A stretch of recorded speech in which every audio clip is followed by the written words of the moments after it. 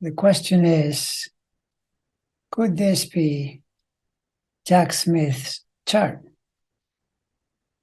Problem is, there is no published birthday for this man, much less a birth time. He simply isn't enough in the public domain for that to be the case. So, for example, so that something like Wikipedia would list his day of birth.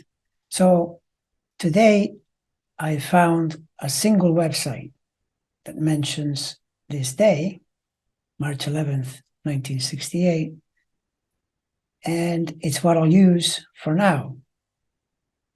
Well, of course, saying that it may not be true, may be completely wrong. But what if it is this day? What if it turns out to be March 11th, 1968? And I gotta say, there are quite a few interesting coincidences in this chart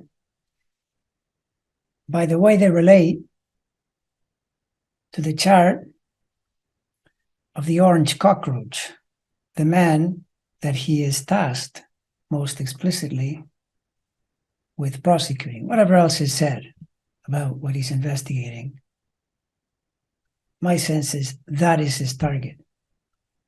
And so when we look at his chart in that context, what do we see?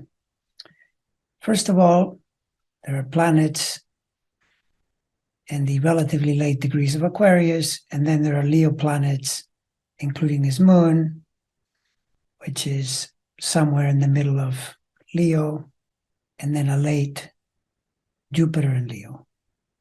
These cut across Trump's ascendant-descendant line, which in other circumstances could actually give them a pretty good link. But as soon as you realize that Smith is a prosecutor, you don't really want planets in your seventh sign, which is exactly what happens here with Smith's Aquarius planets. They go to Trump's seventh sign, therefore you get into the idea of litigiousness, lawsuits, and in fact, an open enemy, someone that can be prosecuting you. But then you see where the real crux of the matter is. Look at Smith's Saturn at 12 plus degrees Aries, locked into Trump's infamous Access Hollywood T-square. Those three planets, Neptune, Uranus, Mercury, that for all intents and purposes are Trump's most vulnerable placements in his chart. And he hates it when planets link in here. Something difficult, something bad always happens in transits and with people that he links to that have planets in these locations. Smith's Saturn goes to one of the worst places, Trump's ninth, the pure place of the law.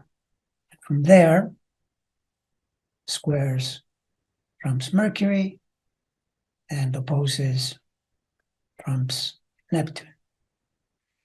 But if you think that's important, the real key may be in Jack Smith's opposition from his Pisces sun to Pluto Uranus in Virgo. Because that opposition cuts straight across Trump's second, eighth signs, dangerous place, particularly the eighth.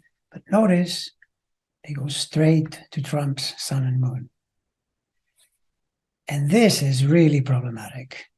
And indeed, very symbolic. This is exactly what you would expect when there is a conflict between two people and one is essentially trying to get the other, for good reason. Because let's face it, Trump is a career crook, a low-life criminal trying to essentially damage our country. And Smith is tasked with opposing him on that. Furthermore, Look at Smith's chart, Pisces, that's where Saturn is going now.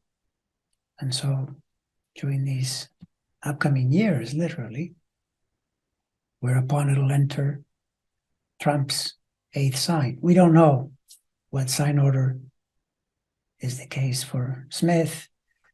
Matter of fact, we don't even know if this is his birthday. But if it is his birthday, there will be some place in the zodiac where it'll fall. Nevertheless, just cutting across those degrees, because for that, you don't need a time.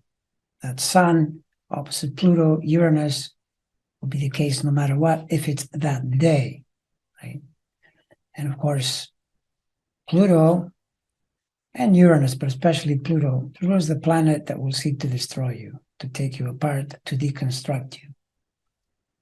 And in this overall context, my guess is that the Aquarius Leo planets that Smith has cutting across Trump's horizon, if anything, throw light on the matter. They will enable him to fully understand what Trump is about and how to do proper battle with him.